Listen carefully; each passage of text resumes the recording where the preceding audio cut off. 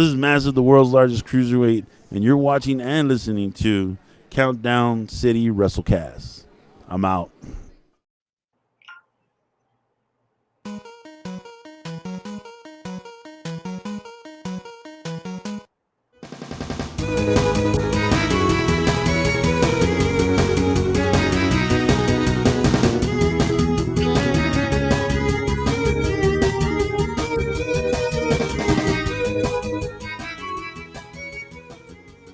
What's up, heels and babyfaces? Welcome to another episode of the Countdown City WrestleCast. I'm your host, JC. Joining me this week is Tommy. I'm Tommy, and I hate Mike, just on principle alone. I hate Mike. And, of course, we got Big Mike. What's up, guys? We are halfway through just about 2022 Electric Boogaloo and some wrestling news. Some good bit of wrestling news. Some good wrestling show and some stuff to look forward to. Yeah, there's be just a little bit of wrestling news, I think. We'll see. This is the first WrestleCast of summer 2022. Summer officially began 2 days ago. Oh, yeah, it's true. Yeah, a special... Happy belated Juneteenth! That's right. It's a holiday now, bitches. You guys are just checking us out. We are... and there's Bernsey already there on YouTube. As Dr. Of course. Nick. Yeah, everybody. Hi, Dr. Nick. You're checking us out on the Countdown City Geeks YouTube channel, and then also on the Countdown City Geekcast Facebook page. We got this fancy technology working. Oh, shit, we are dual today. It helps, though, if I add the overlay. Yeah, there we go. We're official. You follow us on Twitter at CCG_WrestleCast. Right there, Tommy's pointing to it. And I got my shit working for now. Don't jinx it. I should have said that out loud. It's going to break. That'd be cool if my finger appeared in Tommy's. Let me tell you, that would scare me beyond all rational thought. And I would immediately hope my camera immediately just broke right then and there because I would not be able to explain that. Yeah. Now, of course, normally if you follow us, you know that our shows are usually on Tuesdays, but we had to move this to Thursday because Forbidden Doors this weekend. Wanted to see what happened on Dynamite. It was worth the wait. Worth the wait. We're going to recap Slammiversary before we discuss the Forbidden Door, which is going to be such a major show. But first, seems appropriate, as we always do, talking a little bit of wrestling news. And if you've been following wrestling news, you already know what we're discussing. And I'm just going to throw the ticker up at the bottom. Wait. They may not know because there could be no chance in hell that they know what we're talking. Oh, the ticker's there. Never mind. Yeah, the ticker's there. I think this has been beating a dead horse in wrestling news, but let's just kind of go to a quick one. Who cares? Everyone else got to get a stick. We should get a stick. The Wall Street Journal has come out and made a news report that the WWE board is currently investigating $3 million worth of hush payments / settlements that Vince McMahon has paid to various potential former employees that he had a extramarital affair with, paid him a little bit of money, signed NDAs to not disclose anything about it. And this has led to a lot of stuff. Him voluntarily stepping down as CEO, Stephanie McMahon is stepping in as CEO. I say quotes because then again, Vince is showing up on WWE TV no matter what. John Laurinaitis basically is stepping down as well. It's been on administrative leave, if I'm not mistaken, because he's now involved with this. And you say Fall Guy? Yeah. But Bruce Pritchard's in charge. That's not better to me. No, it's not at all. It's really not. And no. But this is apparently something that they're you're fired, right, Bernsey? Yeah, right. This is something that has been known about. Reports are coming out that Linda McMahon and Vince have not lived together for a while now, and it's kind of shedding some light on some of the other stuff going on too a bit. If you've read AJ Lee, aka AJ Mendez's book, she mentioned something about her character, somebody in creative or talent relations, saying that, quote, nobody wants to have sex with that character, with that person. And I think people have already started to connect the dots on who exactly that was. Oh, I don't know what you're talking about, Chad. Two things. My stepdaughters were tagged here. Two things. One, that's so messed up, and two, that's not at all accurate. No. That's the most incorrect statement I think I've ever heard. Yeah. So that's the way we defend. That's our That's our feminism. That's how we go about doing it. Now let's get to the sad, honest truth here. Besides what we talked about, yes. Yeah. Whatever comes out of this investigation, Vince McMahon has all the voting power as the board does. He's a rich white guy. Yeah, there's no change in leadership that he would have. He basically has the power to decide if there'll be a change in leadership. And let's be honest, he's not going anywhere. Yeah, this stuff has gone on for a while. It's been out there. He knows he's already dealt with this. Basically, I think that's why he's showing up on TV. So there's, in my opinion, for lack of a better term, no chance in hell he steps down fully as CEO and gives up his hold of the company. That's the joke I was waiting to get to, but yeah. Pretty much. So the thing that kind of like, do you remember back when Hollywood finally was like revealed and everyone's like, yeah, we know it's been a joke about the young actress on the casting couch for years. Like, why are we just now shocked by this? Yeah. I kind of feel like this is the exact same thing. Yeah. Like, does this really surprise anybody? Any part of the investigation that's been alleged or reported, whatever you want to call it, does any of it shock you at all? Like, I think the amount shocked people with that because like that's like evident how many times he's done this. It's like, good lord, man. So I mean, it's a story. It's make believe. It's how many times in the Attitude Era was his storyline? All the divas are on me, and I'm hitting on all the divas. And Sable. What did he make? What did he make Trish Stratus do? Trish Stratus, Candice Michelle. There's a long list if you go back and look of like storylines where they're hitting on McMahon or he's hitting on them. I gotta say though, sorry. No, I mean I'm just kind of trailing into thought there. I gotta say the just real quick. I said the least shocking thing about this was that Linda doesn't live with him anymore. I said, I could have guessed that 5, 6, 7 years ago. I was like, Linda doesn't even live with him anymore. Oh, that's like the least shocking thing that came out about this. Yeah, obviously the main reason why we didn't find out about this earlier and why they kept this quiet probably has a lot to do with Linda McMahon's political career. She's been a part of Senate races, trying to get seats in Congress, state, national level, and so that's why they toned down a lot of stuff on WWE TV. Partially, that's why we got the PG era, is because she was running for political office. Yeah, and they went public, so you did have.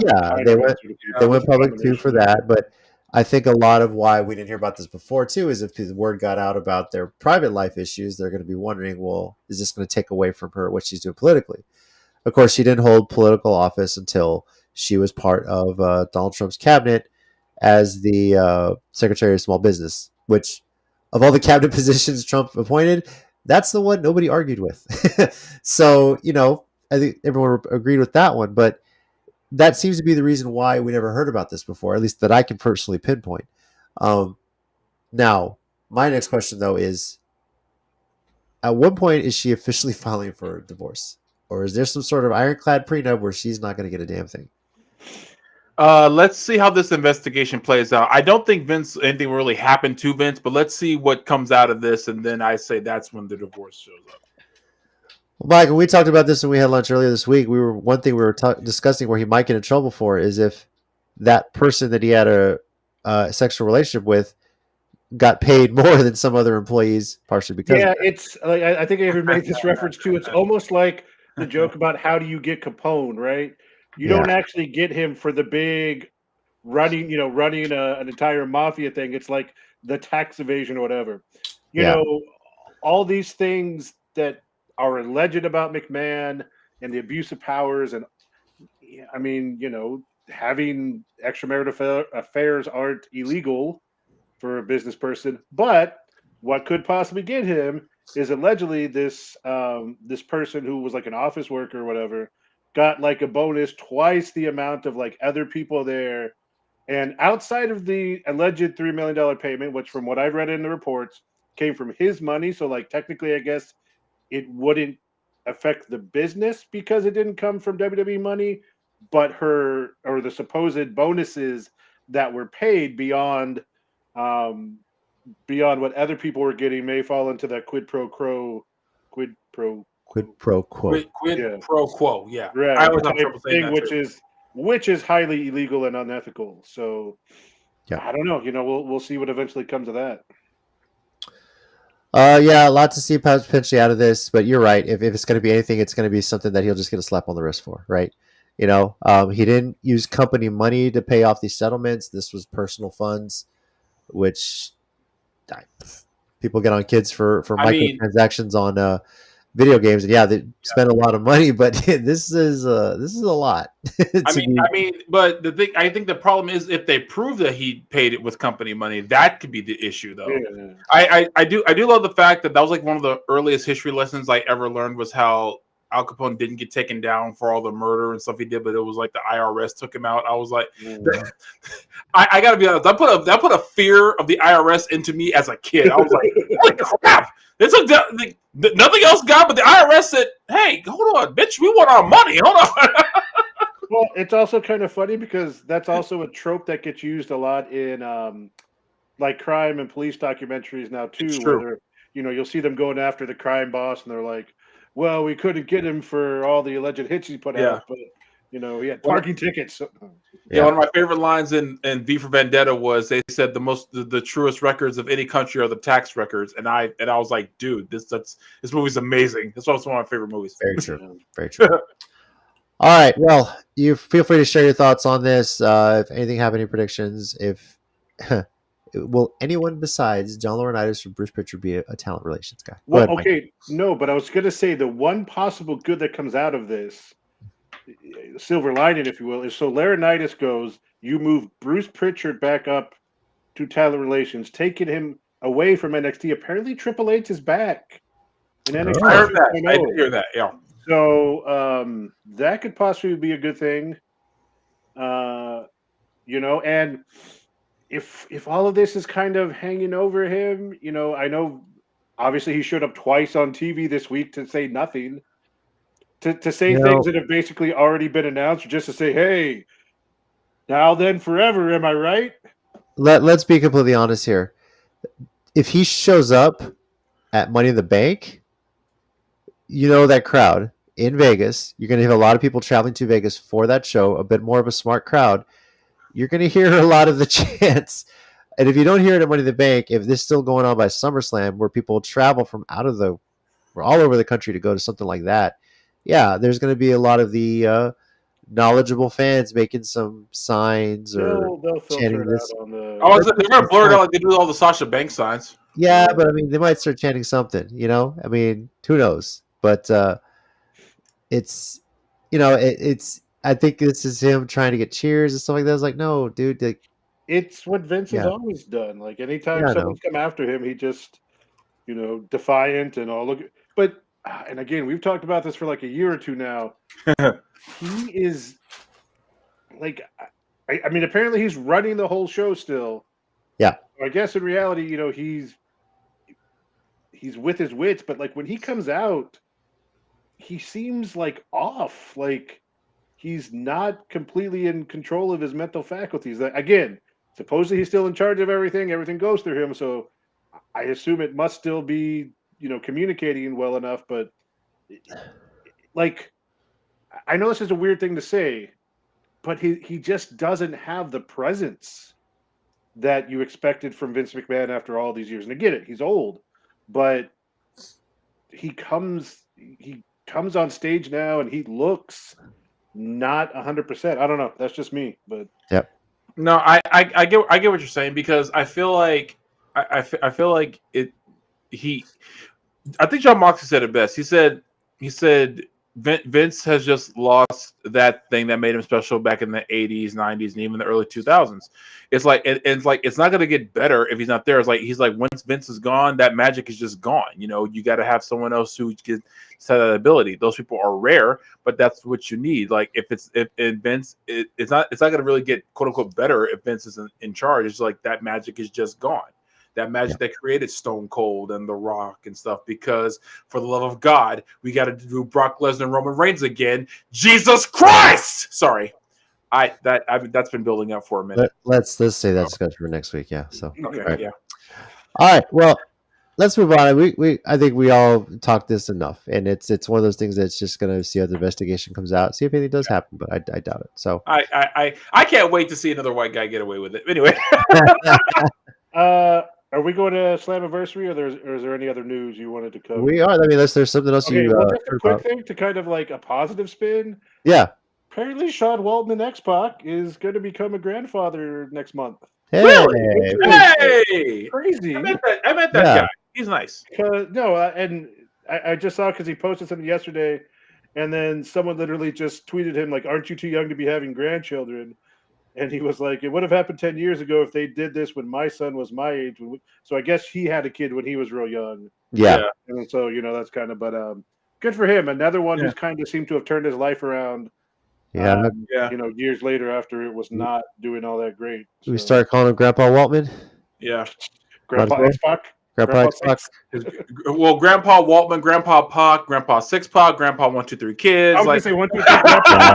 1, 2, 3, Grandpa. 1, 2, 3. Hey, you know what? I'd buy that shirt. I don't give a damn. 1, 2, 3, Grandpa style. I give it to my dad. I would say that Kid's Guard Angel will probably be Scott Hall for sure. So look at him. Yeah. All right, let's move on to our discussion of Impact Slammiversary. Oh my god! Impact celebrating 20 years. I personally didn't get to see the event, so highlights here and there. Saw some of the tributes from people like AJ Styles, Kurt Angle, Gail Kim, which was pretty awesome to have them leaving messages.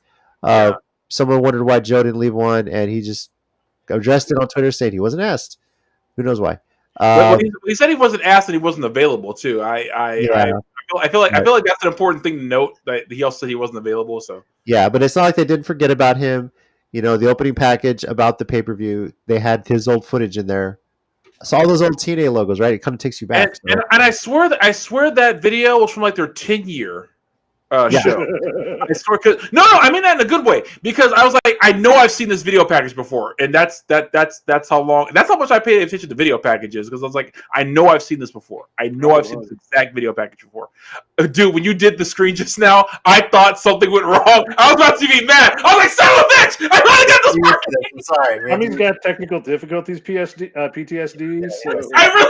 Dude, ever since Nacho knocked out the camera that time, and that one time we didn't record like 3 years ago, I have PTSD from this show. I panic all the time. I saw him in the background too, by the way. He was walking around. His body wants me to feed him again. Saboteur. Yeah. Anyway, all right. So full disclosure, I didn't get to see the event, but Mike and Tommy have seen the event the full way through. So I'll just ask you guys, what was something that stood out the most to you guys about this event? Mike, you want to go first? I think just in general, like, it was a great show. Yeah. I love that they hit on pretty much all their classic matches, but also made them make sense. Like, it's like they booked in advance and planned for it. Shut your mouth, Tommy. Oh, sorry. I'm sorry. I didn't mean to cuss like that. My bad, Joe. That was my one F-bomb for the show. A Monsters Ball match for Moose and Sammy made sense. Yeah. Right. And they kind of went old school, like showing them locked up in the room for 24 hours with no food. When Sammy came out, I like it in there. I'm going to live there now.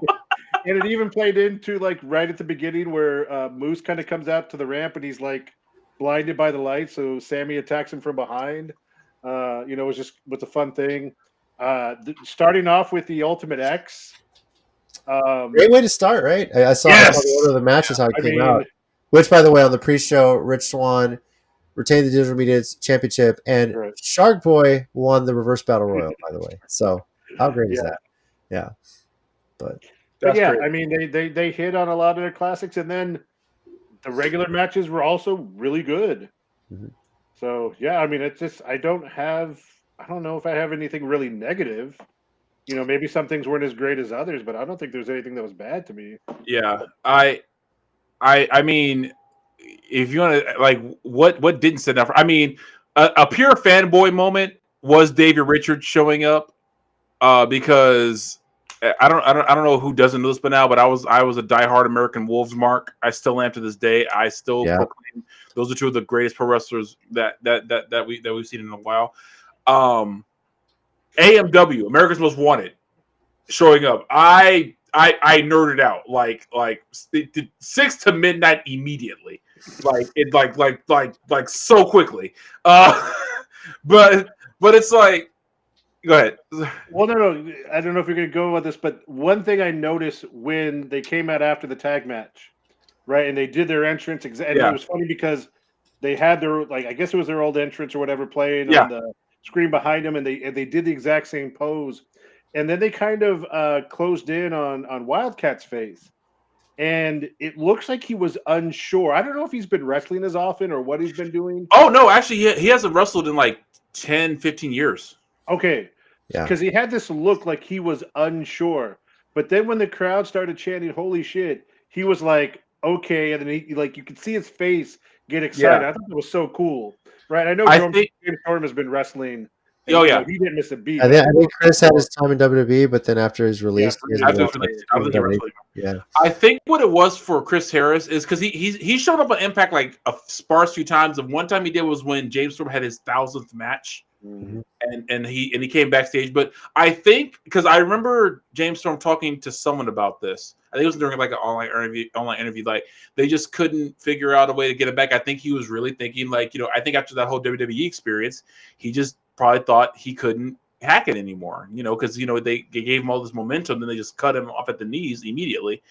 And so I think he's always been concerned that the fans wouldn't remember him or nothing like that. But To this day, man, I was one of the people who swore he was going to be world champion before Cowboy James Storm ever was. No, I'm with you there. And not to knock James Storm, he's world champion material too. But I just thought they were pushing Chris Harris so much. I thought eventually they were going to give it to him. But at the same time, they're going to go down as one of the best tag teams ever because they had. I mean, come on, man. How many times can we bring up the Triple X AEW Steel Cage match, and it's still so much better than half of what you'll see today. Yeah. I will put that match up against any match. I really will, and it still holds up. They announced later because they had like their basically their all-time Impact tag team male wrestlers, X Division wrestlers, and Motor City Machine Guns won the actual tag team, like most impactful tag team of the last 20 years for them.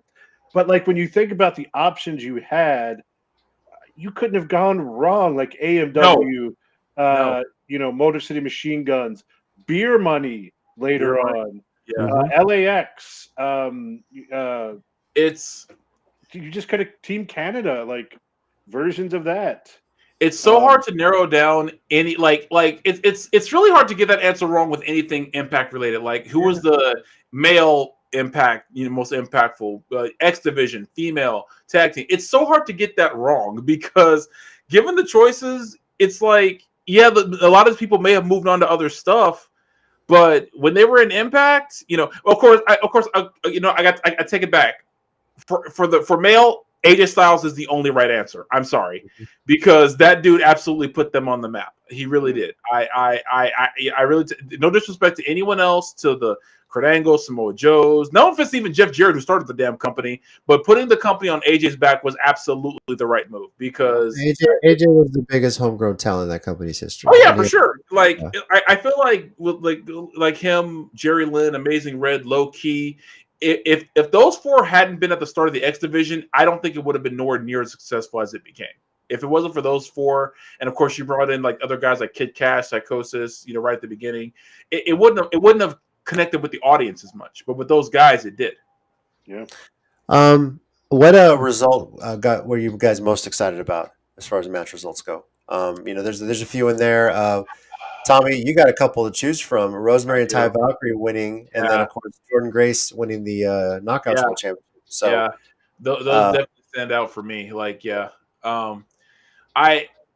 I gotta say from a purely what it means in the long run standpoint, I think a bit of the main event, Josh Alexander being Eric Young, kind of is a standout for me because that's really saying that how much they trust him. Because Eric Young, that's another guy who absolutely you saw as homegrown talent. Yeah, he may have been in NXT, WWE, whatever, but he's an Impact TNA guy 100%.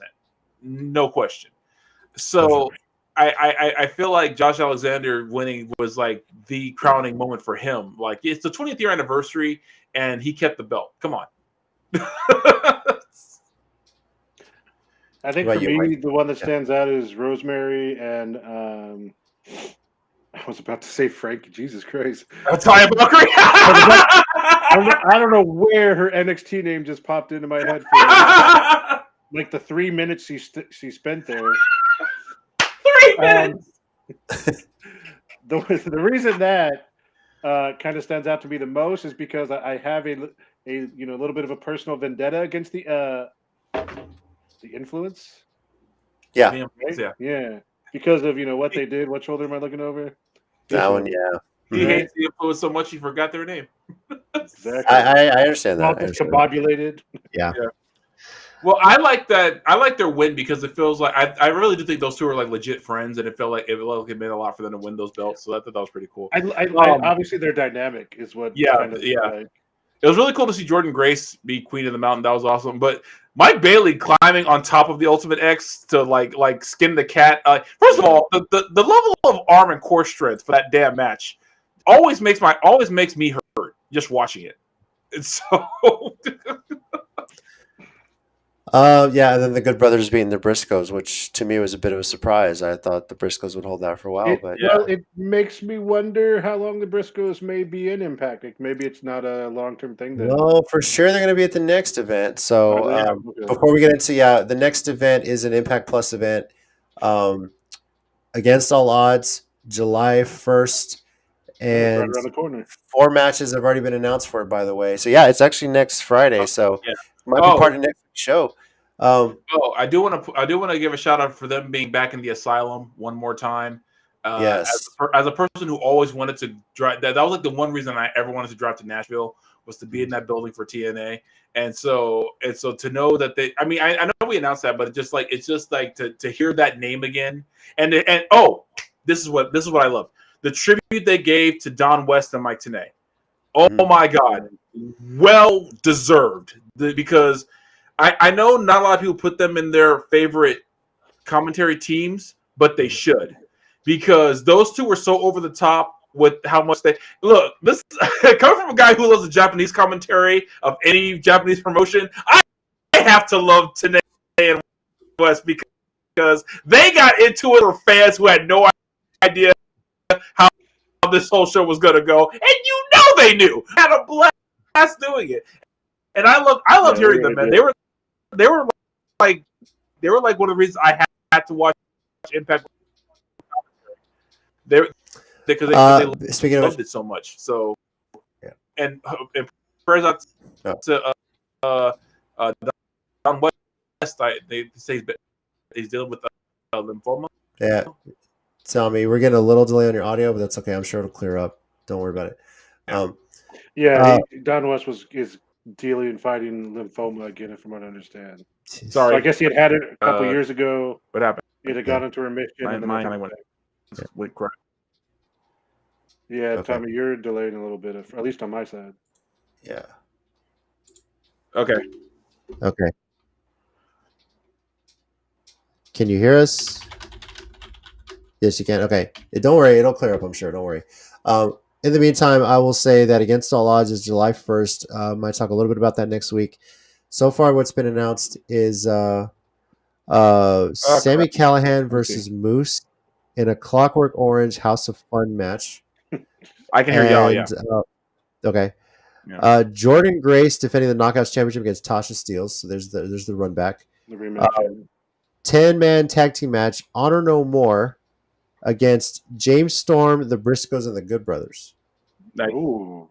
And then the Impact World Championship will be Josh Alexander versus Joe Deering. Yeah, that'd be pretty good. So there may be some more announced next week, but this is going to be an Impact Plus event, if I'm not mistaken. And it's going to be taking place in Atlanta, Georgia. We'll talk a bit more about that next week. So, real quick, just a few other little things, because there was also a lot of homages in the moves people did, throwing back to older TNA and Impact stuff, but also just one that was really funny. I think Tommy completely froze. Yeah, let me see if I can get him back this way. Yeah, he's frozen. Okay.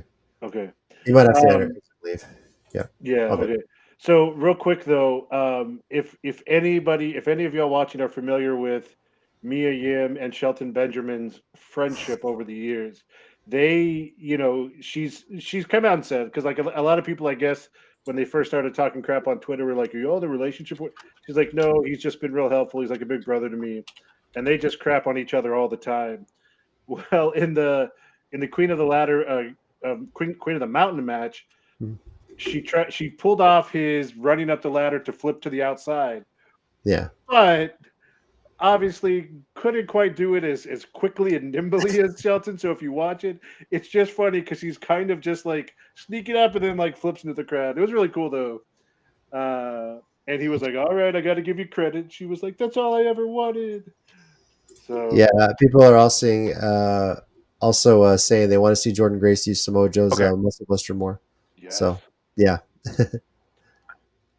Still a little delay on your audio. Okay, can y'all hear Tommy, me? don't worry. We can hear you, but it's delayed audio.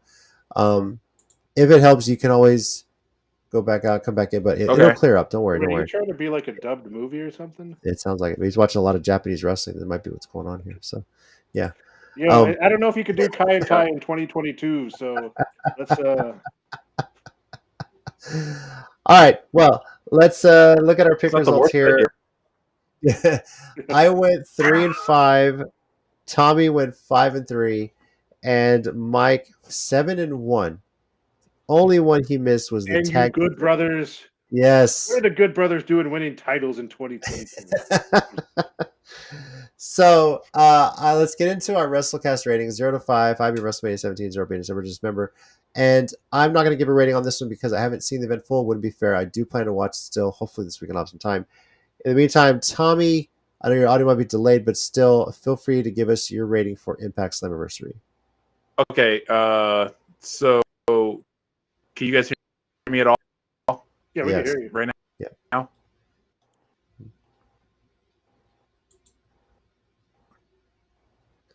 Okay. So I'm giving it a 5. Oh. I would give it higher, but I know we're stopping there. But I'm giving it a 5. I have literally not one complaint about the show. It was a perfect homage to everything Impact has done in the past 20 years. I could not have booked it better if I tried. Shouts out to the whole crew. Perfect me. It is one of the best shows Impact ever did. Nice. Tommy, if it sounds like we're just waiting for your audio to finish on my end before I go on, so don't worry. 5 for Tommy. Mike, what about you? Wow, I almost feel bad about this. I was going to go 4.75. It was a great it was a great show. Like I said, like there wasn't really anything bad about it. The only reason I'm shy of giving it a 5 is because I don't, at least for me. So I mean, I know like Davey Richards was a huge thing for Tommy, and it probably is for a lot of people. And it's not that it was a big, but I just felt like it didn't quite have a huge moment that like those 5 shows had. Some of those NXT, some of those AEW ones, but it's not like that's not even a complaint about it. It's just I wouldn't quite put it up there. So I mean, for me, 4.75. One of the best ones though this year, and it was great. It was great to kind of relive all the different match types and see a lot of those tributes and throwbacks to old TNA things. So that will bring our overall rating on Impact Slammiversary 4.875. Good job there. It's like magna cum laude or something, right? Yeah, right. So that's congratulations to Impact on 20 years. It's pretty cool that they have this event when they do. And I kind of I think every now and then they run it in Vegas, but it makes sense for it to be in Nashville. That's where they got started. That seems to be the best spot for it and everything. So I definitely enjoy that it's there and hope that that's something that they keep on bringing back. So congrats to Slammiversary, to Impact, I should say. Now let's get into opening something we never thought we would see, at least not in a long time, but it's happening. AEW and New Japan are opening the Forbidden Door this Sunday in Chicago, which seems to more and more become the center of the wrestling universe, as it seems. So, this was such a huge, exciting announcement when it was made, and this card is stacked. And like I said, we waited a day to kind of see, waited a couple days to see what would happen on Dynamite. There's still potential more that they could announce on Rampage, but 10 matches, and as it stands right now, only one of them is on the pre-show. That, of course, is the 8-man tag between Max Caster and the Gun Club versus Yoi Uemura, Alex Coughlin, the DKC, and Kevin Knight. So now... I will throw out real quick, you're talking about Rampage. Obviously, it's already taped. Yeah. I'm pretty sure there's Cash Wheeler versus Jeff Cobb Oh, boy. on Rampage. So I would definitely tune into that, guys, tomorrow night. But let's before we move on to that, there's one that was really sticking out. For most of this build-up, we thought we were going to see Zack Sabre Jr. versus Bryan Danielson. Obviously, some injuries have happened. Danielson is the no-go for Forbidden Door, which sucks. Because I know he really wanted the following week or the week. Yeah. So with that going on, I still fully expect to see Bryan Danielson competing in the G1. I'm pretty sure that was the point of this setup. But in the meantime, he has said he's going to pick an opponent of his choosing for Zack Sabre Jr. Has led to a lot of speculation. People wondering, hey, Johnny Gargano, why are you doing an autograph signing in Chicago on these dates? And he's like, just coincidence, guys. He said that. A lot of rumors. So, Mike, you've been kind of following this. I'll let you kind of go first. If there's names that are being thrown out, I think we're all going to try and predict who we think is going to be challenging Zack Sabre Jr. here. Okay, coincidentally, with tonight being the NBA draft, I could do like a whole 30-minute breakdown of what I think is going on and what's going to be happening here. Yeah, okay, so let me get with the obvious pick that I wanted, because I'll be honest, and I told JC and Tommy this when we were getting set up for the show. When Daniel Bryan was out there, he had to announce, I'm not going to be able to make it, and everyone's kind of like, oh. And then he's like, okay, so here's the thing that kind of leads into my first thought and the biggest thought I think a lot of people want. He said, Eddie Kingston said, I am a judgmental prick. And he is 100% right. I am judgmental. I have high standards. I'm going to choose my replacement. And I started getting goosebumps because I was like, because I thought he was about to announce it. And then, being the sports entertainer that he is, I had to say it, he said, did you see me come out of the bad guys tunnel? I'm not telling you tonight. Find out at a Forbidden Door. It's my first thought, of course, is Claudio, formerly known as WWE Cesaro. Couple of reasons. He mentioned Eddie Kingston for no apparent reason other than Kingston doesn't seem to like Bryan Danielson. Kayfabe real life, we don't know. Same thing with Claudio. He said after Claudio was released, if he comes here, I'm going to kick his ass because I don't like him. So the thing is, not only is he replacing Bryan Danielson at Forbidden Door, he's replacing him in Blood and Guts the following week. So what an amazing story. Because first of all, let's step back. Claudio versus Zack Sabre Jr.? Yes, please, times 100. 6 to midnight to Washington Monument. Like, yes. But then think about the story and the dynamic of having him be on Eddie Kingston's side in a match like Blood and Guts. Like, that would be interesting from a story point. And then Claudio, Cesaro going through a Blood and Guts match with what he can pull off would be amazing. Now, you mentioned also Gargano, though. There's a guy who has some experience in Blood and Guts type matches. And, in a very similar vein, who's going to say no to Gargano versus Zack Sabre Jr., right? But like you said, he had a signing. He said he's going to be leaving before that. We'll see. There's another name that popped up that, not that I would be disappointed, but it makes a lot of sense because of the connection already. And that's Jonathan Gresham. Because he's, Bryan Danielson said, I'm going to choose someone who's going to have just as good of a technical match with Zack Sabre Jr. And, ROH champ, hasn't really been able to get on the big wrestling stage or a stage as big as AEW, like in the big picture. I know he had a match right after they bought ROH and all that. And literally his thing, pure. He was the pure ROH champion for so long. Technical wrestling and submissions are his thing. Again, him and Zack Sabre Jr. I'm sure they've had matches before. I don't know, but you're not going to be disappointed. Yeah, cage match. And again, and because he's literally the ROH champ, which is bought by Tony Khan, that seems like a that real might be possibility. an Yes. easy get to bring him in.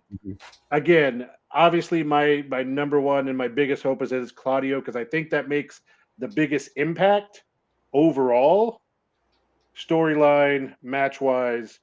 But yeah, so I mean, we'll see how that goes. That's my hope. I don't think you could really be disappointed with any of those. Oh, and I did mention I have kind of a dark horse theory. I honestly don't know if he wrestles anymore at all. But could you imagine Regal coming out to join in? Interesting. I mean, I'm pretty sure if he's cleared to wrestle, he could still put on a hell of a match with Zack Sabre Jr.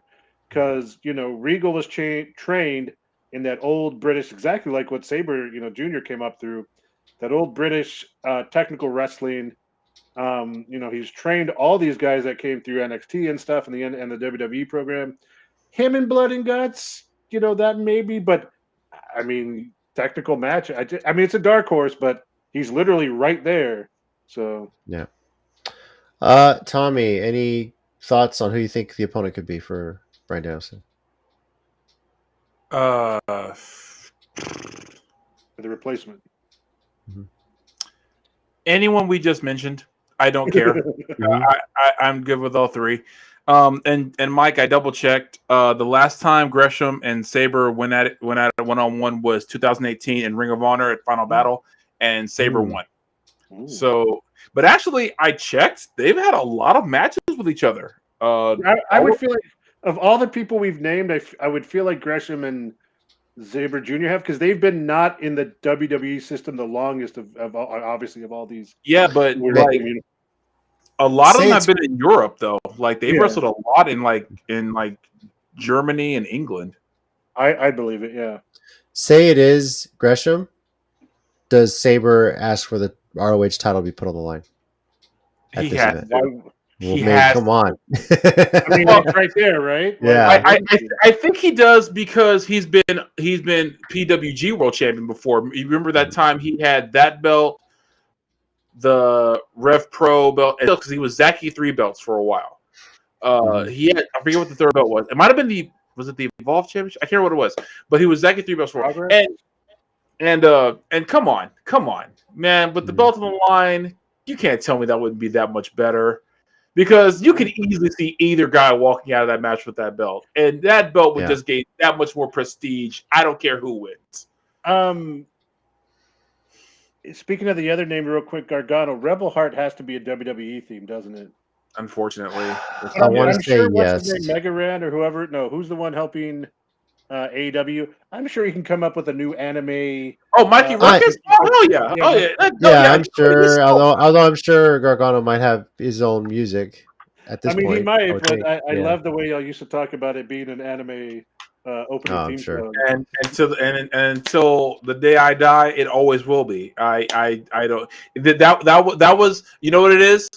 That was when Jordan Gargano's anime was run by that company. Now he's gone to another company. He's gone to like Mappa or whoever does Attack on Titan now, and so now he's going to get like a really awesome thing like The Rumbling by Sim. Which, by the way, if no one's ever heard that song, phenomenal. Anyway, but moving on. Also, he's got some more Marvel things to use as his inspiration for his gear. So, Marvel always have gear. Of the names you suggested, I'll be fine if it's Claudio, Gargano, or Gresham. They all make sense. If this was ever a time for Claudio to show up since his release, this is it. Gargano, how many times have we heard people say, "Oh, I happen to be there," and they show up? Hardy's at WrestleMania, right? But yeah, Gresham too with the Ring of Honor thing. It's true. That makes sense. They haven't wrestled each other in 4 years. There's a lot there. Wait. What? I just thought of something. Okay. What if it's Shibata? The brand? Shibata. No, Katsuyori Shibata, because look, jackass. But because when Shibata came back last year, they had a match, but it was a 5-minute exhibition, and they couldn't use strikes.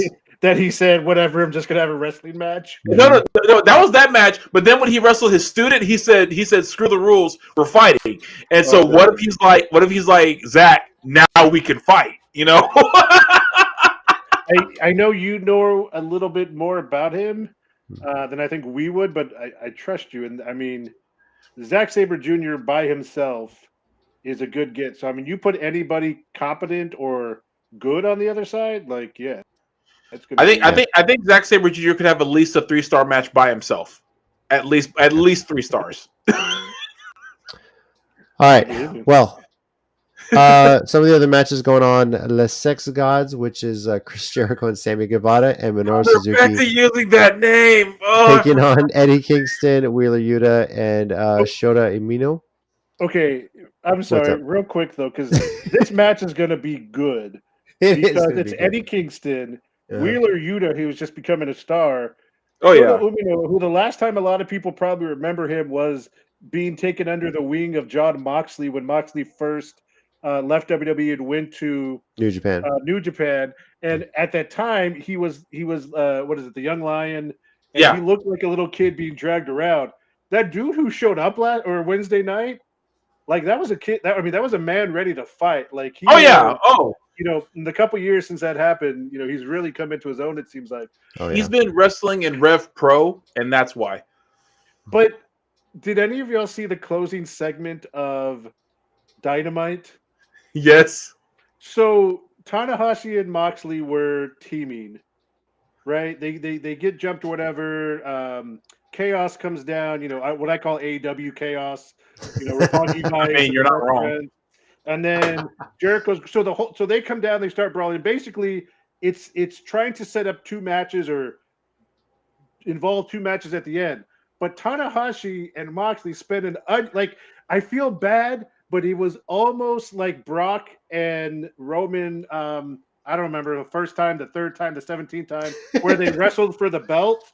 Remember that last where they Oh yeah. That was the first time I think they wrestled. Because Moxley and Tanahashi are just staring at each other for like a good 5 minutes. A solid 5 minutes where all this brawling is going around the ring. Umino is no-selling. I don't know if anyone noticed this. Umino was like no-selling punches from just about everyone out there. It was a little bit of chaos, but it's laughing because like Tanahashi and Moxley are just like, yeah. They're like, we're still on. Very cinematic, right? But it was funny. I thought it was hilarious. Another one that'd be interesting here: Young Bucks and Bullet Club, from representing the Bullet Club, be El Fantasmo and Hikuleo, are taking on Dudes with Attitude. Sting and Darby Attitudes. I'm sorry. They're both plural, apparently. Yeah. And representing LIJ, Shingo Takagi and Hiromu Tanahashi. The best. Okay, Dynamite was such an amazing show to finish up setting up Forbidden Door because it was just like we're facing Sting, Darby Allin, and 2 of Sting's cronies, and you're like, who on earth are Sting? Like you had no idea. So they just like, these 2 New Japan. I mean, like not that they're just 2 New Japan guys, but it was just like, what cronies could they be talking about? And then it pulls up with these 2. How does Sting know these guys, right? Yeah. So. He did wrestle with Muda against the Steiners way back in '90s New Japan. So, okay, I don't even think Hiromu was born yet. Yeah, you're probably not wrong. And Shingo was probably in elementary school, if anything. maybe they were fans of the crowd or something like that. So, I would not be surprised if that was true. Their parents told them all about it. Don't worry. Yeah. Well, let's get into the matches we're picking, and these are all the title matches that are on the line. There's some interesting ones here. We'll start with the AEW All-Atlantic Championship, a new somewhat mid-card championship, but it sounds like this was going to be defended all over New Japan. Seems to be focusing on their country of origin as like kind of a big thing when they mention it. Yeah, so fine by me. Yep. What you got in there? It's a 4-way: Pac versus Miro versus Malachi Black versus Clark Connors, who is replacing Tomohiro Ishii. So, I mean, obviously, anytime someone gets injured, it's sad. But I was so looking forward to Miro and Ishii in the same ring. That's gonna happen. It has to It now. has to. It has Whenever to. he comes back, I need that match. Well, here's my question. They said Ishii has a knee injury, so in my mind that means okay, someone must have just shot Ishii in the knee with a gun because I can't imagine that guy say he must have literally like someone must have come up and popped him in the kneecap with a bullet, and even then he said, "Oh, you better run because if I catch you, I'm still gonna." He's like, I did technically get hit by a Mack truck. It's just a little twinge though, Yeah, so, guys, I swear I'm good.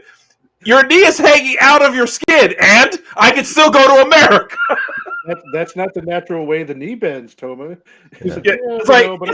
He's like, oh, you guys are a bunch of pansies. This is fine. Look at this. I've got a spare leg. I can hop the whole. I was just gonna say he's like the Black Knight from Monty Python. The flesh wound. It's a flesh wound. I am gonna pick Malachi Black on this one. I think it's finally time this guy gets some. It's a title. He's the kind of guy that can wrestle anywhere and just keep this gimmick going, and everyone's gonna love him for it. So that's where I'm going with this. Mike, where are you picking on this one? That's not a bad. I think I'm gonna go Miro. Not a bad another guy who not a bad one. A lot of people both are good. Were like hoping for bigger things when he first got there. He's I think he's got a great character now. I love what he's doing with it. If he can just get a sustainable run for a while, I think he'd be right back up there. I hope by the end of the year next year, Miro's challenging for world titles.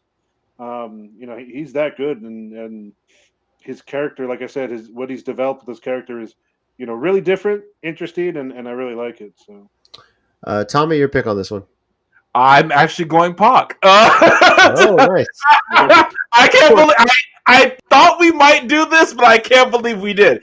I'm going Pac. Someone pointed out in one of the groups I'm in. It said, like, give this guy a championship at this company already. He has been since day one he has made it work, but even though COVID happened, then travel restrictions, then he gets injured, then he gets sick, and blah, blah, blah, thus and such, and someone's cat died, and they couldn't let the plane take off because of it. Or he was on the arena, there was a flat tire on the freeway that bounced and hit another car that caused an 18-car pileup, but he could be on the pay-per-view. He's had the worst luck just getting to the damn shows. So, I'm like, give Pac the damn. And then that one time he ran into Enzo and he couldn't wrestle because he injured his hand, punched him. No, I'm just kidding. now that one I believe could actually did happen to this day. Now, next is a three-way winner-take-all tag team championship. Both the Ring of Honor World Tag Team Championships and the IWGP Heavyweight Tag Team Championships are on the line. FTR, the current Ring of Honor Tag Team champions, and United Empire, made up of Great Khan and Jeff Cobb, are the IWGP Tag Team Championships. And then here's Roppongi Vice, Trent Beretta, Rocky Romero, nothing to lose, man. Everything's right here. They're like, and we're here too. Yes. We don't have gold, but we're trying to win it. Winner take all. If one fall to the finish is what it sounds like. It's basically a triple threat. Mike, I have a pretty good idea where you're going with this. I think we were. So I'll let you go first. Okay, here's the thing. This is a head versus heart / stomach pick. What? Well, I mean, as a big guy. Oh God. You know where my loyalty stands. Yes. And my he sent you a cameo last year for your birthday too. Exactly. Yeah, so I was 7-1 last week. Yeah. And I really feel in my head like FTR is going to go on this kind of run with not losing. Yeah. I mean, granted, you could pin Roppongi Vice, but they would lose the ROH titles. I got to go with my heart. I'll go with United Empire. Got to go. That's your heart and your stomach. Be honest. Yeah, exactly. Not gonna lie, Mike. I'm joining you on that. I think United Empire is walking away with everything and defending those belts in Japan. I for whatever reason, that just makes sense to me. It does. It really does. And they just won the IWGP Tag Team Championships back. They're 2-time champs now.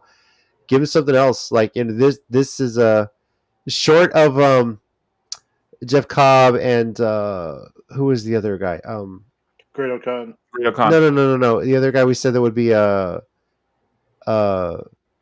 god, the dream tag team for him. Oh, Jonah, yeah. Like short of that being like an amazing tag team, this is a good tag team. Oh, Great O'Con and Jeff Cobb. So I want them to be kind of tearing stuff up. What's up? On a quick side note, just because I've seen them in the last couple shows on an AEW, Aussie Open, really good tag team. I need to see more of them. They are. Speaking of United Empire and stuff, like they're really good. I didn't know of them until Osprey brought them in, but then I found clips of them, and I was like, "Holy crap! Those are two good guys to put in this." Really solid. Would love to see them. More often. Oh yeah. So I'm going with United Empire as well. Tommy, what about you? I know what my head says, and my head agrees with you guys, but my heart wants Roppongi Vice to win it because they have been through so much over the years. Yeah.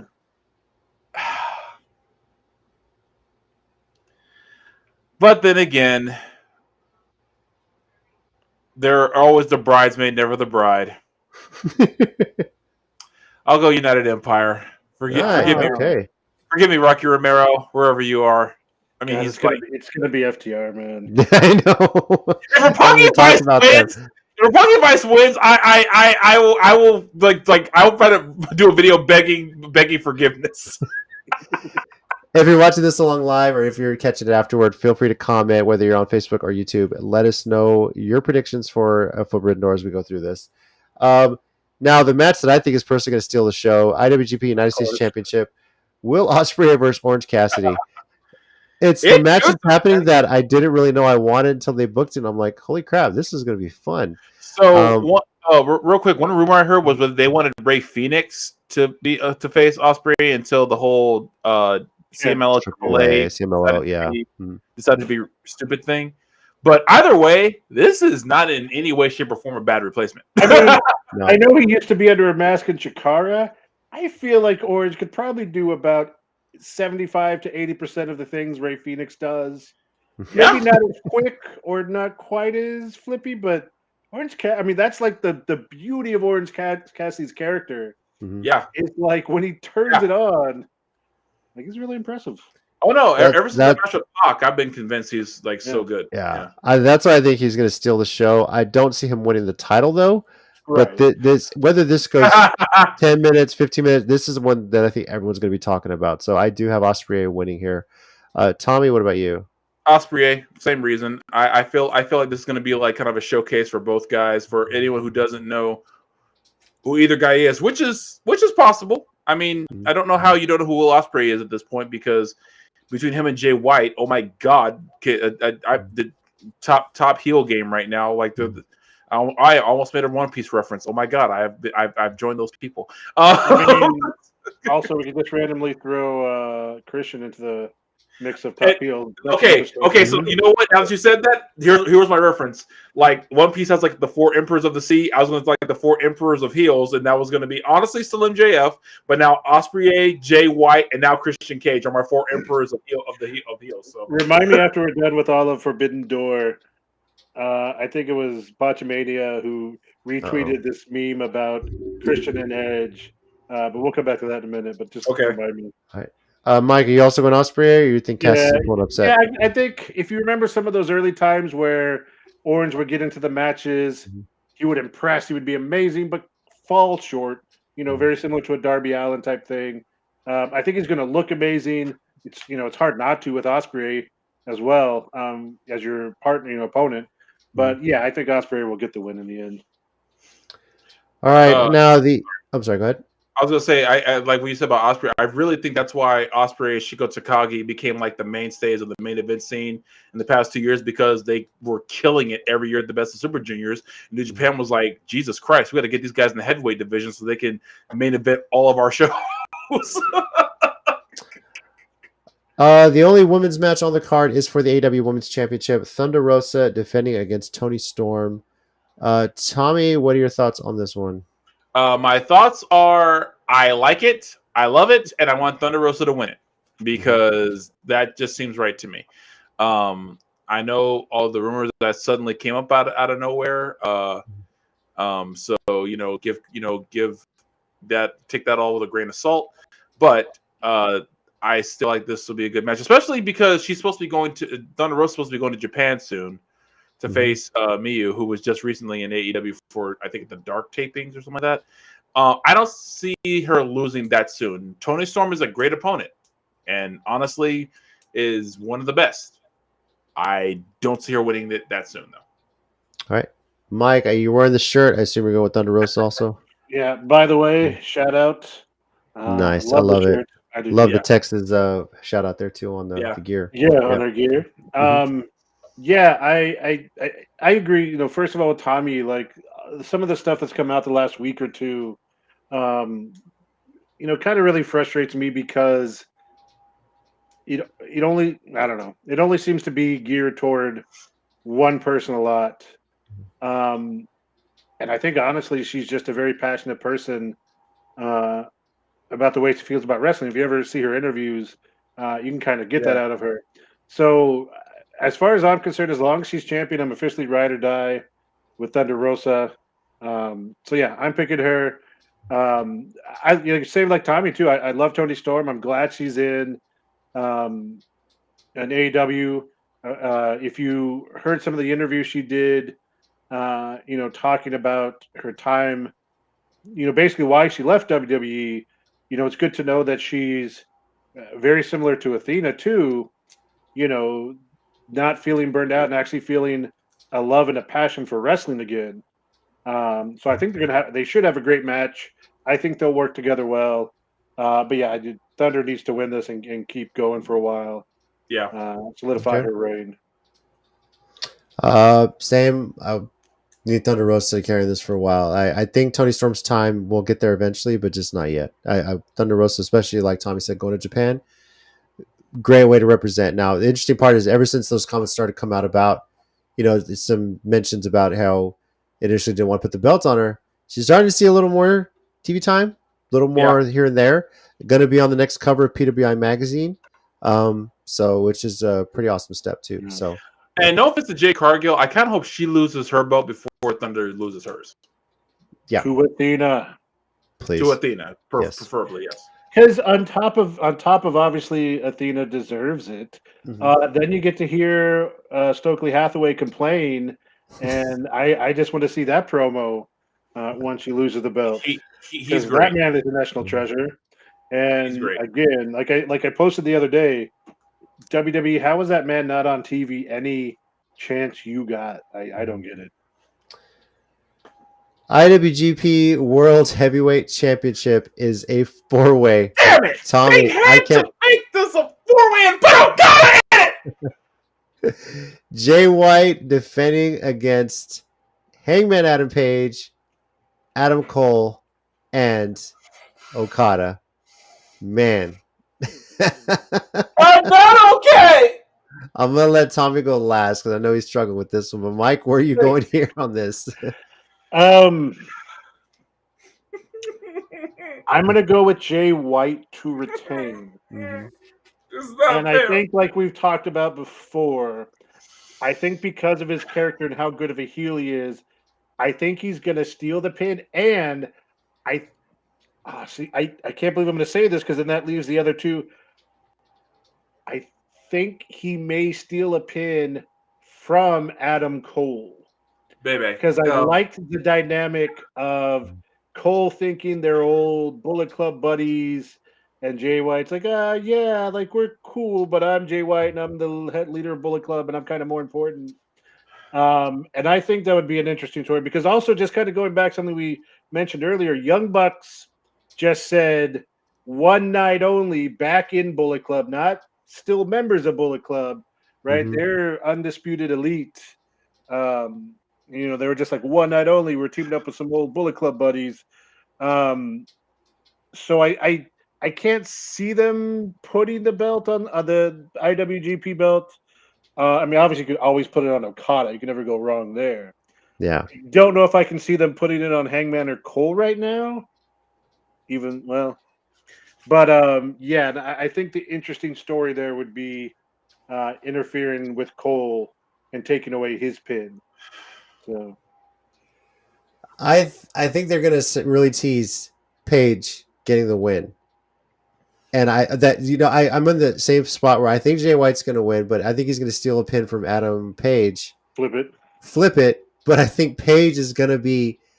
He's kind of the underdog going into this, and it's hard to say that because he was just AEW champion. Yeah, but he still feels like the underdog with the star power in this, which is why I think he's going to hit that buckshot lariat on Okada. Everyone thinks he's going to get the win, and Jay White's going to steal it.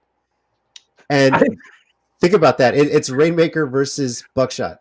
Can you imagine that going head to head? So you're right. Yeah. And I want to hear Tommy's, but I love how we agree that Jay White's winning, but he's stealing someone's pin. He's going to be stealing someone's pin. It's his ultimate heel move. Yeah. And now, if there is an AEW guy that could win this, and do some stuff in Japan, you really don't have a bad pick, whether it's Page or Cole. I honestly see Page being that guy to do that and be traveling back and forth because he has history there. Adam Cole's doing a lot of this stuff here with the Undisputed Elite. So I could see that. Hey, Terrell, good to see you. We're making our prediction on Forbidden Door. But yeah, I'm going with Jay White, stealing a pin from Hangman Page, who will be going for that pin on Okada.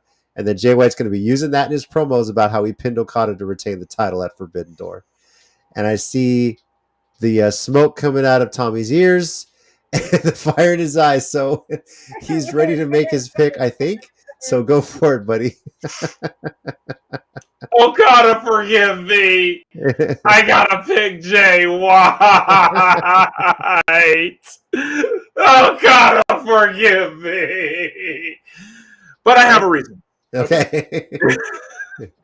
I honestly, okay. I agree. He's stealing someone's pin. I just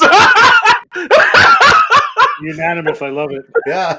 But see, I think okay. Here's how I see it.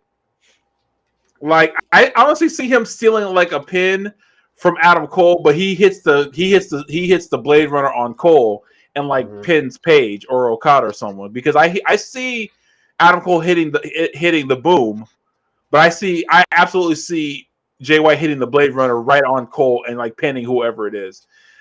And God help us all if he pins Okada, because we will never, as long as we are living, hear the end of that. Because if he pins that man one more time, that dude's gonna ride that coattail until he can't anymore. He'll have to retire before we stop hearing that promo. Yep. But I don't know. I feel like Jay White's star power is absolutely at the top after he won the belt, after he beat Okada at Dominion, and when he won the belt, and his promo, I think I sent it to you guys. It was so good. It was such a and like I told my wife, like I told you guys when I heard that promo and I played it, I said the worst part about it is he kind of has a point. He said it, like, if it wasn't for me, they don't run off and make AEW, and maybe you don't get CM Punk, maybe you don't get Brian Dawes. And I said, damn, I don't disagree. So best villains usually do have a lot of truth in what they say. Yeah, that's why Dr. Doom is so effective. Anyway, but yeah, so yeah, Jay White. Regardless of the result, because I remember him in a promo or a later promo, he called out Hangman Page at one point, right? Oh yeah, he did. Yeah. So very good chance we see Page doing some back and forth with U.S. and Japan here. Oh, I feel like at one point he might try to go get his revenge on Jay White and like do that. Well, because they are 2-0 in Jay White's favor, so I could see a 1-on-1 where Hangman does get a win, and if it's for that world title, oh my God, like that if that happens, I'll put it this way: that means that not just AEW but New Japan put a lot of trust, and also I could see. But here's the thing: I could see Adam Cole winning it too, because he does have some history with New Japan as part of his Bullet Club, and he's I think so far he's the only guy who won the ROH World Title in Japan. I know other guys that defended it there, but I think he's the only guy who won it when he beat Kyle O'Reilly at Wrestle Kingdom, probably 14 or 15, if I'm remembering correctly. So it's not without merit that Cole could be a former New Japan guy who wins the world title there. Cole versus O'Reilly? No way. I know it's one of the rare times it ever happened. I thought that was like second or third. It was like their it was like their second or third match, and I cannot remember if they've done the match with each other since. I can't. Still more entertaining than Reigns versus Lesnar. That's for damn sure. Because I would watch Kyle O'Reilly, Adam Cole literally every day, and I don't give a damn. All right, and then finally the interim AEW championship with CM Punk injured. This is for the interim title: Jon Moxley versus Hiroshi Tanahashi. All right, Mike, you ready? Go ahead. Yeah, I'll go for it. Go for it, Mike. Here's my crazy booking prediction for this. Oh boy! Because with all the news that's kind of happened recently, like we've seen the memes already this week of like all this stuff happened within the last 7 to 10 days. It's been a lot. One of the things that was at the beginning of that is kind of already, to a lot of people, I think, fallen out of the internet wrestling community.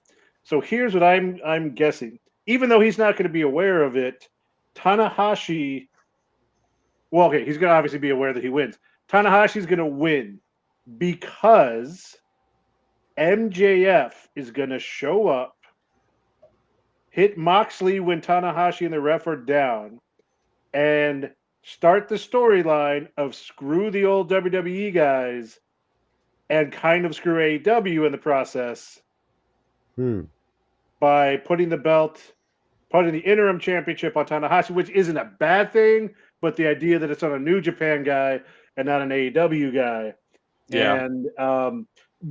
And I say that kind of jokingly, but also because I think we all kind of assume at this point, whatever's going on, it's a work now, obviously. Right? You don't let MJF do all that stuff he did. Yeah, that live mic thing tells me it's all a work. Yeah. So, but I know you don't want to rush him back, but a lot of stuff has kind of pushed him out of the minds of wrestling fans with all the news, with the Vince news, with Forbidden Door itself. Right? Yeah, the build up to this, and he's nowhere around. This is one way to get him back in. Yeah. His character, and like I said, with Moxley, that's a perfect. Screw the WWE guys, because that was one of the complaints, right? That they all came in, got the big money contracts, and he thought he deserved it because he'd been there from the beginning. So crazy booking theory, but I think that's my thought, and Tanahashi wins it. I predicted Tanahashi as well anyway, just because I think the plan ultimately is to finally see Tanahashi versus CM Punk. I mean, that was the thought all along, right? Yeah. Where they're going to unify the belt. So I think Tanahashi's going to walk away with this. I wasn't necessarily expecting it to be like a clean finish, but I like your idea better, Mike. I like that. I think that's a great storyline for him to come in attacking all the ex-WWE guys, since he made a point to mention that. So, I'm going Tanahashi. Tommy, what about you? Tanahashi. I kind of want it to be a clean finish because I've been waiting so long for this between Moxley and Tana, because ever since I think Tana cut a promo saying, I think as Moxley called him out before, and Tana cut a promo and said, I've just been a little busy and it's been a little hard to travel, but then he said, but I'm free now. I was like, ooh, oh, don't you tease me with a good time, my good sir. Don't you do it. So I'm totally in for it being Tanahashi. And come on, man. Like a loss hurts Moxley. Who gives it? He loses. Who gives a damn at this point? He lost a hardcore match to Lance Archer a couple months ago. Yeah, because that was for the IWGP US belt, and like who gave a shit? But so yeah, I mean, it's honestly, I and this may be sacrilegious to say this, but Jon Moxley is like Terry Funk to me right now. Dude's hardcore as hell, could lose any matches. Second he comes out, the fans lose their minds. It doesn't matter, So and Tanahashi, look, I don't care if it's cliche. I don't care if it's grown or Royal Irish. He is the ace of like wrestling. He is the once in a century talent, and the dude proves it all the time. Yes, he proves it all the time. It's like, it's like when people say, well, why do you New Japan nerds always praise Tanahashi? Because he fucking deserves it. Because whenever he goes up there, he puts on a great match. Why do we praise Okada? Same reason. I'm sorry that those two are legitimately the best wrestlers in the world right now. I don't make the rules. I just enjoy the matches. So yeah. Well, let's be honest. A loss hurts neither one because they're both still they're both Hall of Fame bound. They are anyone's first round draft pick of the Hall of Fame. Period. All right. Well, as far as the event details for Forbidden Door, it is this Sunday, June 26th. Now. Yeah, 7 p.m. Central Time. Pre-show is going to start around 6 o'clock. Now, here's how you can watch it. In the U.S., it's only available through Bleacher Report. $50 is the price. Internationally, it's on Fight TV. So if you might search for it and say it might show up on Fight TV, but when you go to check on it, it's going to say not available in your region if you're in the United States. Everywhere else, it's on Fight TV. It is also going to be on New Japan World, but only in Japan. Sorry, Tommy. I checked on that. It's blocked NordVPN subscribers. Now, I'm curious to see, though, if you throw a VPN on there, if you're able to trick it, maybe you can watch it, but I don't think they'll have the commentary. So I was going to say, but wait, is it only in Japan or only in Japanese commentary? I think they'll check the region. So maybe if you got a VPN, you can get around it. It's worth checking out.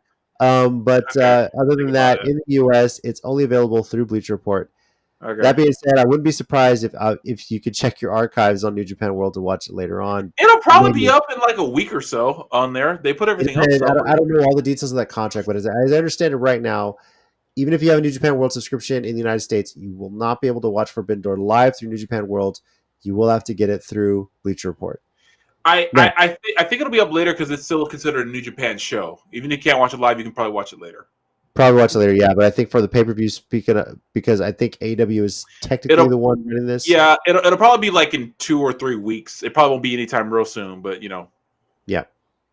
So that is how to watch AEW Cross New Japan Pro Wrestling's Forbidden Door in the United Center in Chicago, Illinois. Again, Chicago is just when it seems to be the epicenter of wrestling when big events like this happen, And I really hope this isn't the only time they do this. It's probably why I don't live there, because whenever these events will come, I will go broke going to those events. That's probably why I don't live there. Yeah. You'd go broke walking to Pro Wrestling Tees every other day to get. Okay, first of all, I don't need you in my personal life like that. I mean, you're right, but I don't need you all up in my personal life like that, Mike. My bad. No, I'm kidding. Because you're 1000% right.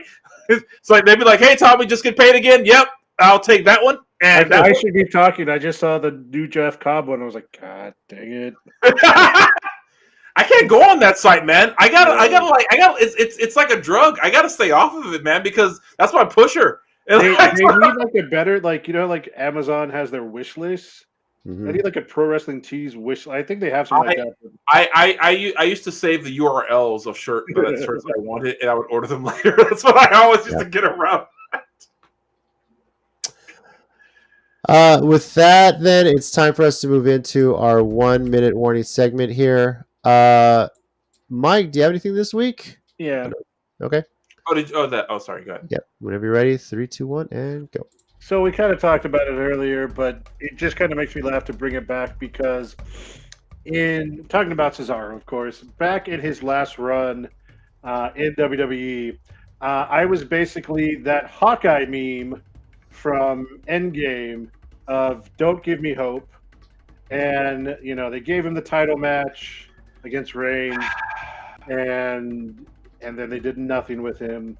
And so I feel like that meme again. We kind of talked about it earlier, but I try to temper my excitement because that man is too good to not be somewhere wrestling for us. Okay, and again, if there were rumors of him, open to going back to WWE, if that's where he's happy and that's the paycheck he wants to take, obviously I can't, fault the man for that. But I would love to see him somewhere. This would be a great opportunity, like we talked about.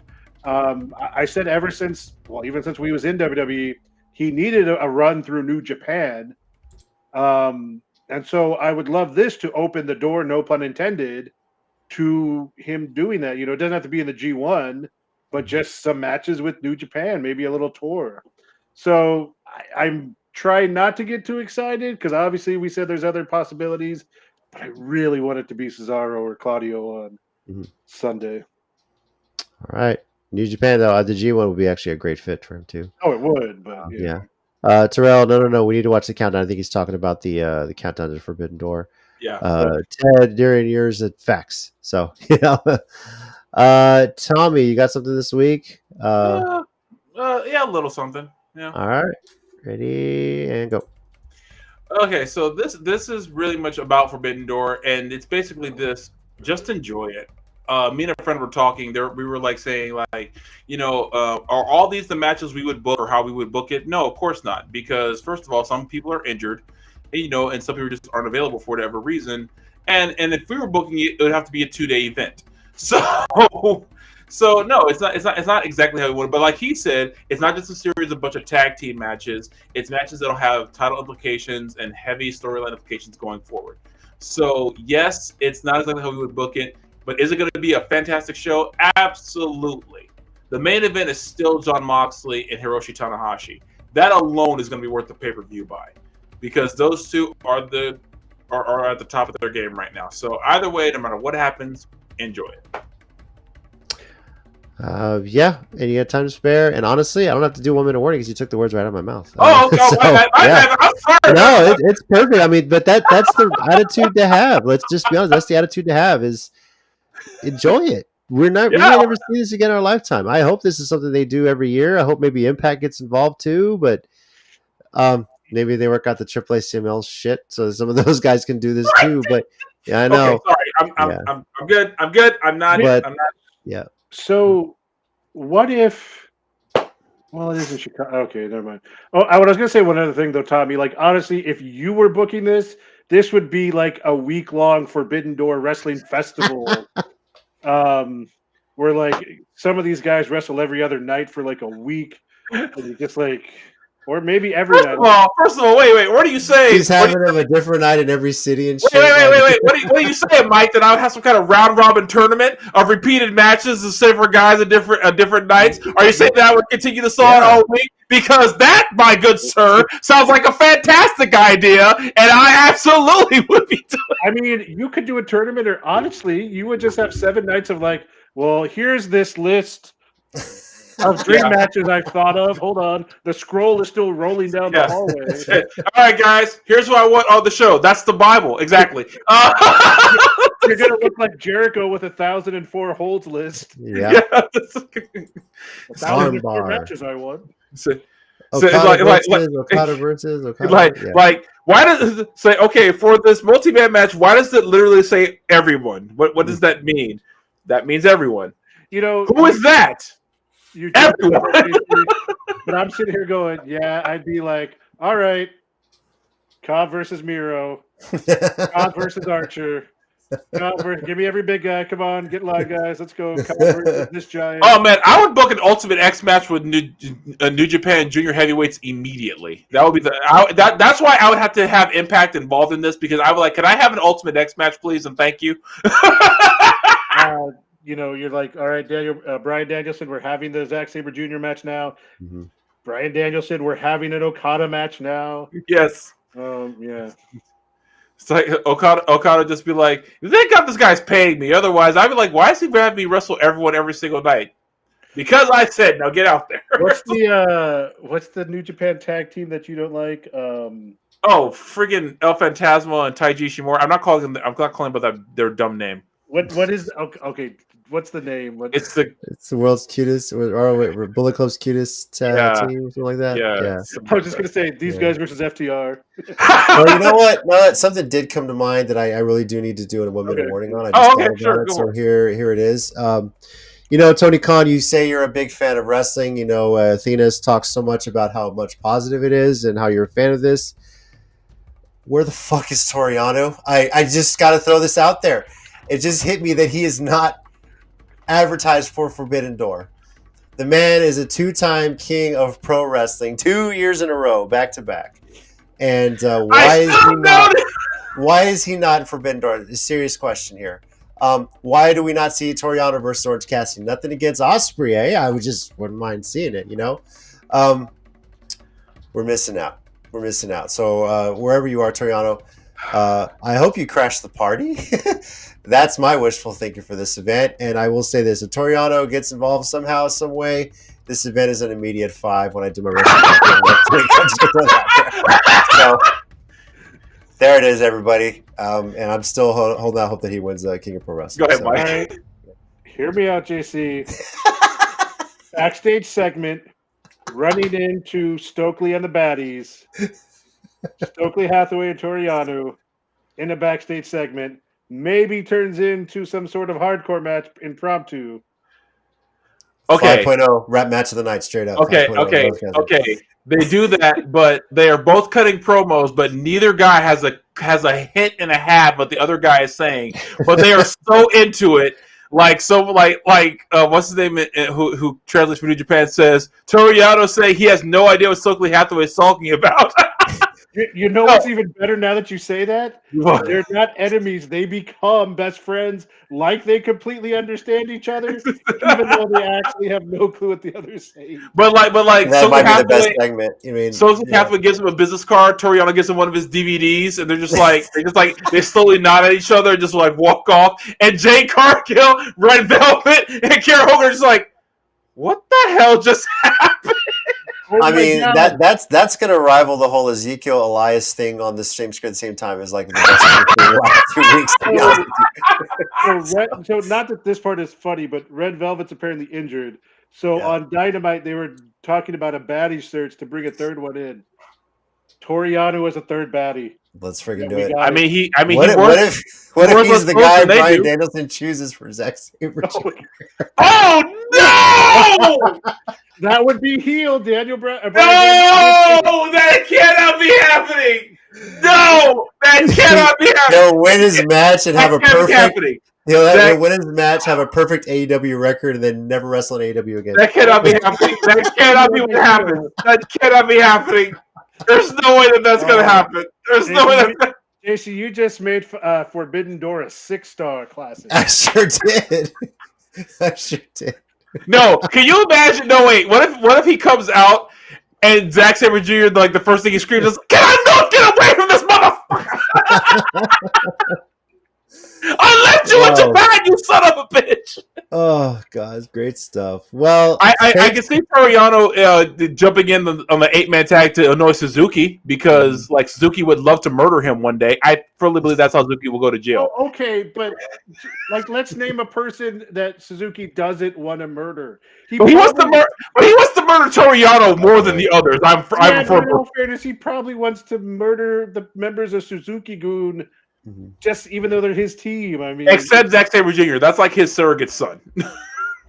He'd be the last to go. It would be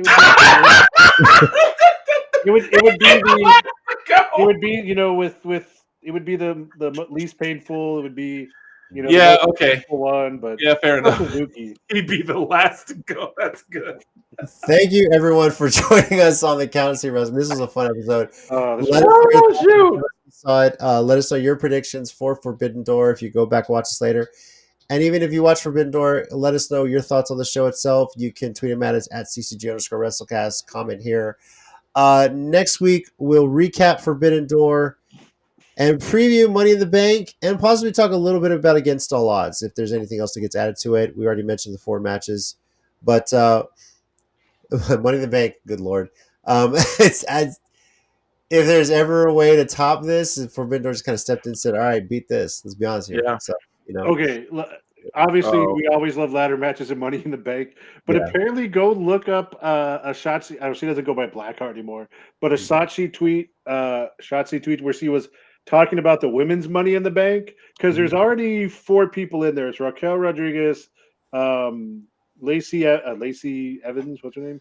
Yeah. Lacey Evans. Who are the other ones in there?